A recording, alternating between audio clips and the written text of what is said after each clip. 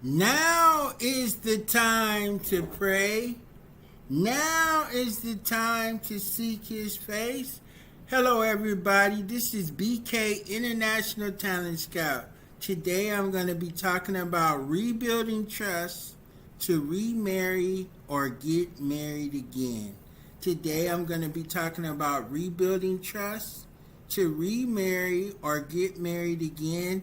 And then we're also going to be doing a short preview of how to overcome anger with wisdom and love. And this is a special writing through Recovery Cafe handout pamphlet. Okay, ladies and gentlemen, let's get started. Rainier Avenue Radio World. Rainier Avenue Radio.world. Rainier Avenue Radio is your community radio station and digital media hub. We are proud to serve Greater Seattle with the opportunities to engage with critical issues, compelling stories, and quality entertainment. You'll hear over 70 shows including music, sports, local, national news, and talk shows like BK Presents Radio Podcast by members of our community, and we'll continue to broadcast live from our community. We are a 24/7 radio station, multimedia network dedicated to amplifying diverse voices of our community, providers of digital media training to community members to become their own content creators. Advertise with us, Rainier Avenue Radio.world at gmail.com. Watch live shows on Facebook, YouTube, Twitch. Listen to Rainier Avenue Radio.world. Tune in, Alexia, Amazon. Follow Facebook and Instagram at Rainier Avenue Radio.world. At Twitter at Rainier Avenue Radio. Twitter is now X. At Twitter at Rainier Avenue Radio. This is BK Talent Scout with a PSA. Friends of Waterfront Park. Let's be friends. That's right. Let's be friends at Seattle's new Waterfront Water Park. Welcome you with free events all summer long. That's right. Friends of the Water Park. Hi neighbor. Friends of the Water Park is a nonprofit organization responsible for stewarding, programming, and welcoming communities to our city's newest 20-acre civic space, the Waterfront Park. Did you know we organize free, fun, and accessible events all summer? We invite you and your friends and family to join us at the water park for free fitness classes, live music, and cultural celebrations. That's right, Friends of the Waterfront Park. Let's be friends again and again and again. All right, ladies and gentlemen, it's time to do this thing. How to rebuild trust. Trust is heartwarming. It allows us to believe in others and open up to them. As we learn to love, we learn to trust, and we learn to distrust. Trust is a major part of the foundation of interpersonal relationships between family, friends, and associates. Initially, trust may seem easily to come by. However, once broken, it can be lost and destroyed by a single moment of betrayal. In front of a fraction of a second, all hope and security can be lost. If a relationship is plagued by suspicion and fear, focus on identifying what trust-building behaviors are. Be willing to extradite a significant amount of energy demonstrating trust-building behaviors. Be consistent. Stay on track. Don't give up. Being able to do this will help us begin the journey of rebuilding and sustaining trust for a lifetime. Rebuilding and sustaining trust in a new relationship. Building and sustaining trust to what? Rebuild trust, to remarry or get married again, or start a whole new relationship. The trust that others put in us should never be taken lightly. Abusing and breaking trust is like snatching the rug right out from under others and ourselves. When that rug is snatched and you fall tumbling to the ground as you hit the surface, your life, your marriage, your relationship flashes before you in nanoseconds. You see the best of the best. You see the worst of the worst. Rebuilding trust is doable. It takes work on a daily basis. It takes time, commitment, and dedication. Acknowledge. Sometimes you know up front that you have said or did that has broken trust. So acknowledge it. If you are genuinely don't know what has happened, ask them to give you feedback on how you hurt them and how you broke their trust. If the other person has openly confronted the situation that has broken their trust, has crumpled their trust, has tore their trust, the worst thing you could do is become defensive, go into denial, start making excuses, and start lying. When you respond, including things like, I hear you, I understand what you're saying, I can see that you are hurt, I admit that I was wrong, I will not do it again, I accept full responsibility for my negative behavior, I want to be a part of your healing process. I want to be a part of destroying your life through the healing process. I must back up and understand, how did I destroy your life? I need to understand what is the full divorce process is, what is the full separation, what is the full acknowledgement. Why? Because I want to remarry that same person again, or I want to get married again to another person. Trust must be rebuilt within yourself for yourself. Trust must be built within yourself for yourself. Let the other person drive the conversation. Let the other person drive the communication. Let the other person drive the interaction. Let the other person help come to solid outcomes that will meet the needs and desires in rebuilding trust within themselves so they can make a wise, healthy choice. What do I say? Young people, young ladies, single and married, always set high, healthy boundaries. Make people know that you have high, healthy boundaries to overcome. Let the other person drive the conversation. Let them ask questions. Yes.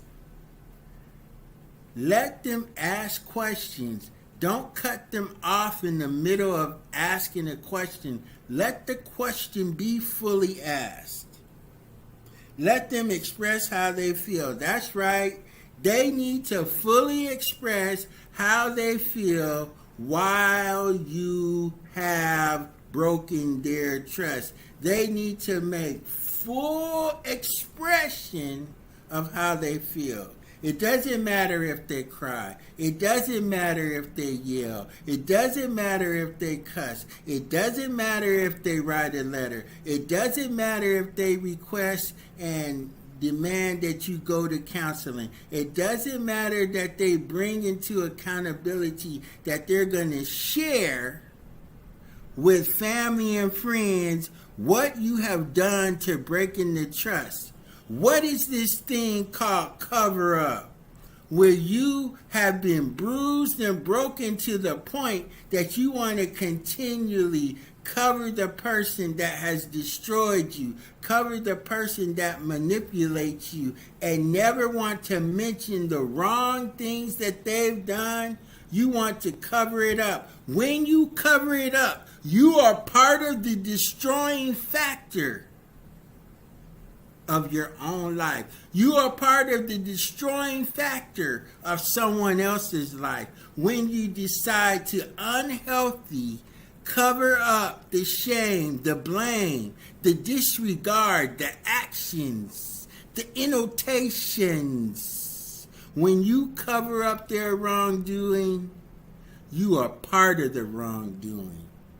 If you don't do this, you are stuck in time. If you don't do this, you're stuck in the mud. If you don't do this, you're going to let it happen again and again and again and again, like a broken record of mishandling of your life. The broken record of mishandling your traumatic trauma. They broke the trust. Make them rebuild the bridge. Then you must learn to apologize. That's right. You must learn how to apologize the right way. When building trust, it is important to give the right type of apology at the right time, in the right situations, in front of the right people. I'm just going to take something to drink.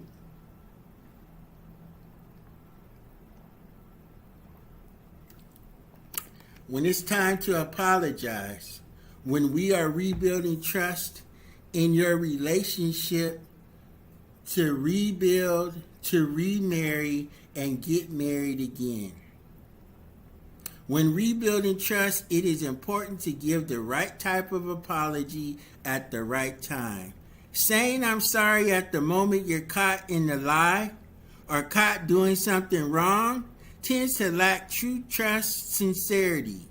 It can look like you're only saying, I am sorry to you to appease the other person, to protect yourself from negative consequences, or to bring an uncomfortable conversation to a quick end.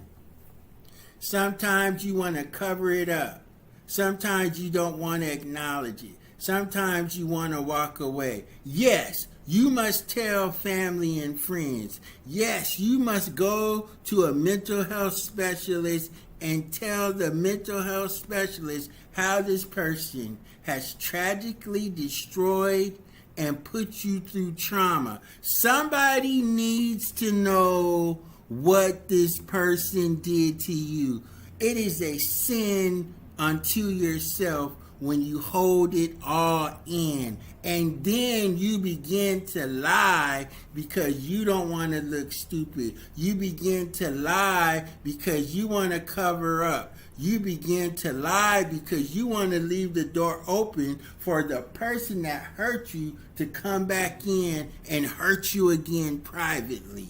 Come back in and resume a secret relationship privately when everyone needs to know this is what this person's did. The more people you let know, the right people you let know, you cause them to be placed in the right situation so that they can become accountable in rebuilding trust.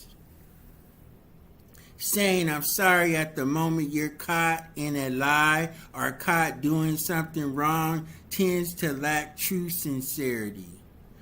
You only want to protect yourself from negative consequences or to bring an uncomfortable conversation to a very quick end. Apologies work best after you've given thought and consideration to what you did and understand how your behavior impacted the other person.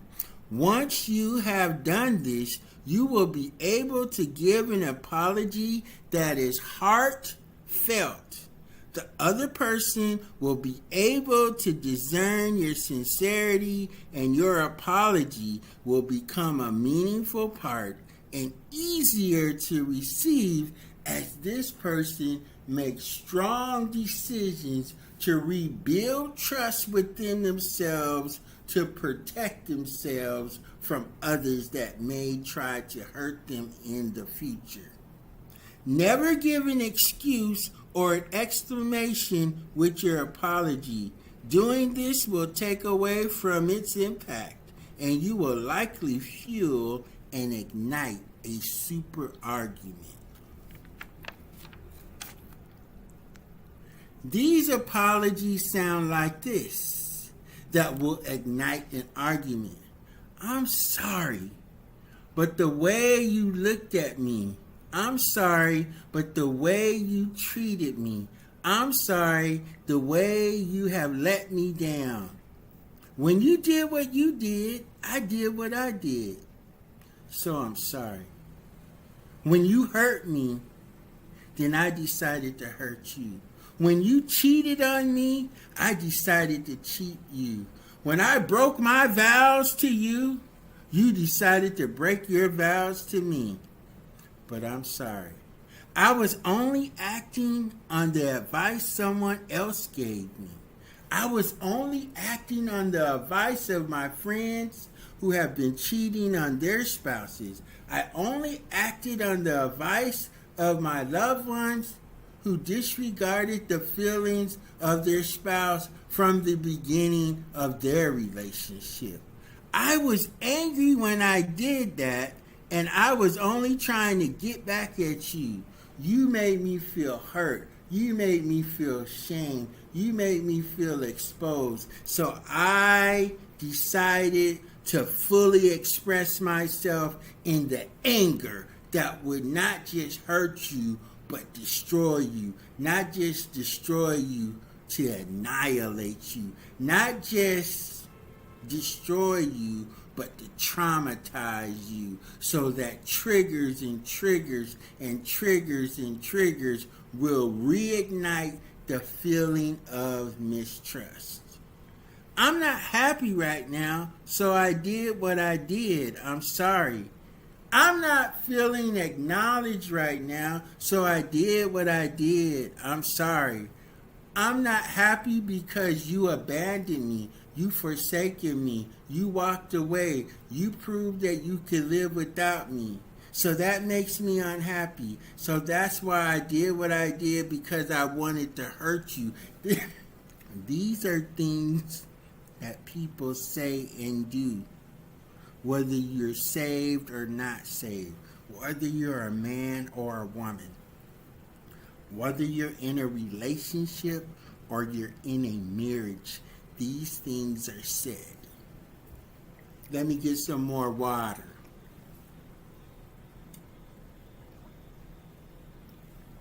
My topic here is rebuilding trust to remarry or get married again. When I get depressed, I tend to do these kinds of things. I'm sorry. When I get angry, I tend to do these things. I'm sorry.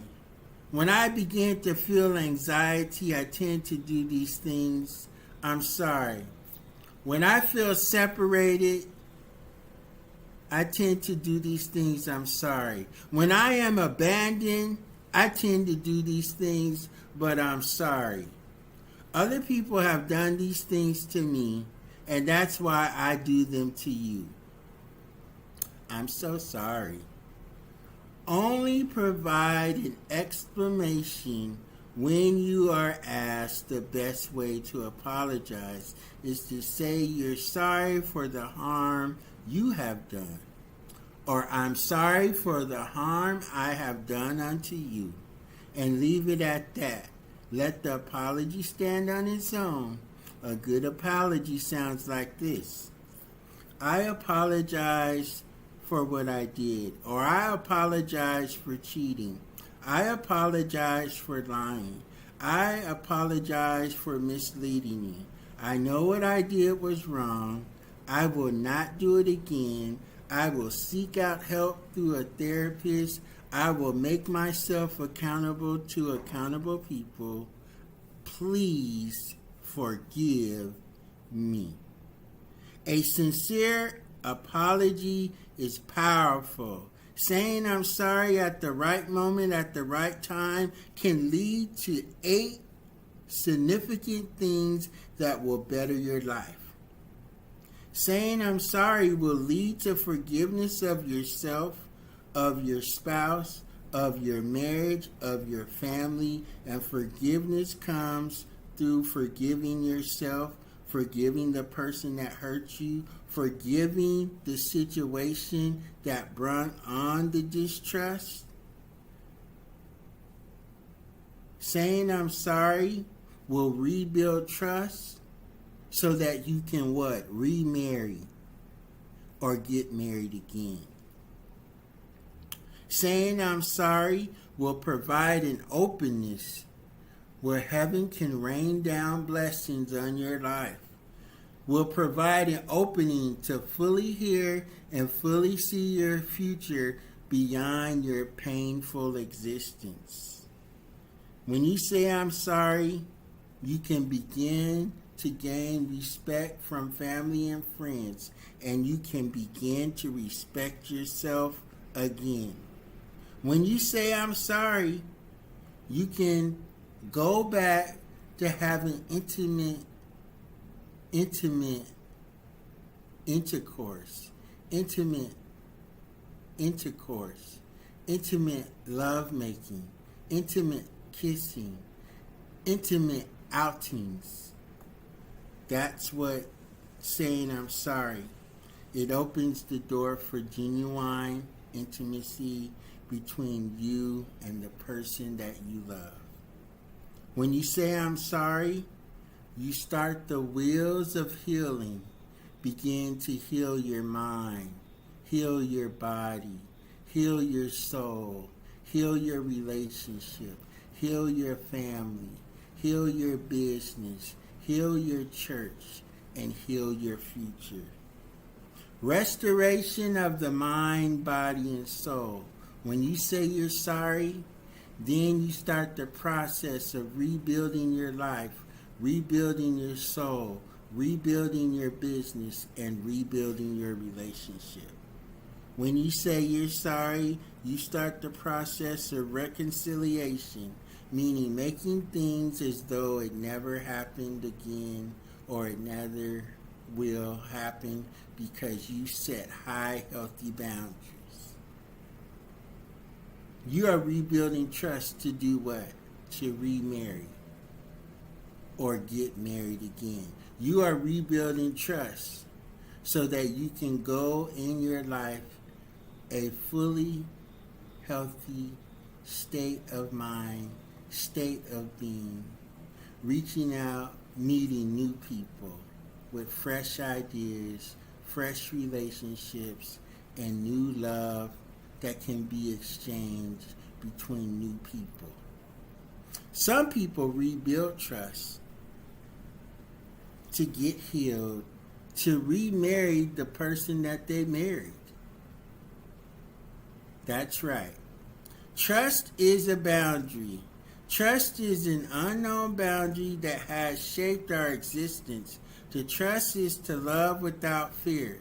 If the truth be told, trust is followed by jealousy, an unknown entity in the world of love. It is a fear held by all, but revealed by few. The world is not a perfect place. It holds heartache, disappointment, anguish. But the world of love can be a wonderful thing. With sorrow comes friendship. With pain comes passion. But at the basis of them all lies trust, the beginning of all and the oasis of life. Trust is the foundation that we must pursue in the face of love, for without it, it leaves us without nothing but fear. Trust is a foundational boundary that we must build on. Trust my thoughts and my feelings. For me, trust is fragile. Trust begins with first loving yourself. Trust begins with first looking at your faults. I know someone who trusts me when they open up themselves and they show me the things that they've done in the past that have hurt others, but how they've taken the time to go to counseling, how they've taken the time to become accountable, how they've taken the time to go to Alcohol Anonymous, how they've taken the time to go to Celebration Recovery. Why? So they can have a healthy, trustful relationship that will help not only trust again, but love again. When someone trusts me, I exemplify myself unto them by first listening to their story, listening to their truth, and listening to their failures. I extend trust when I stop, create an atmosphere to openly communicate about shortcomings, to openly communicate about failures, to develop a plan in advance what to do when trust is broken. I feel betrayed when someone betrays me, mistrusts me, and misuses me. If trust is betrayed, I'm likely to get angry. I'm likely to cheat. I'm likely to fuss. I'm likely to run away. Trust can be restored when you take the time to acknowledge your wrongdoings. You take the time to get counseling. You take the time to get accountability factors in your life.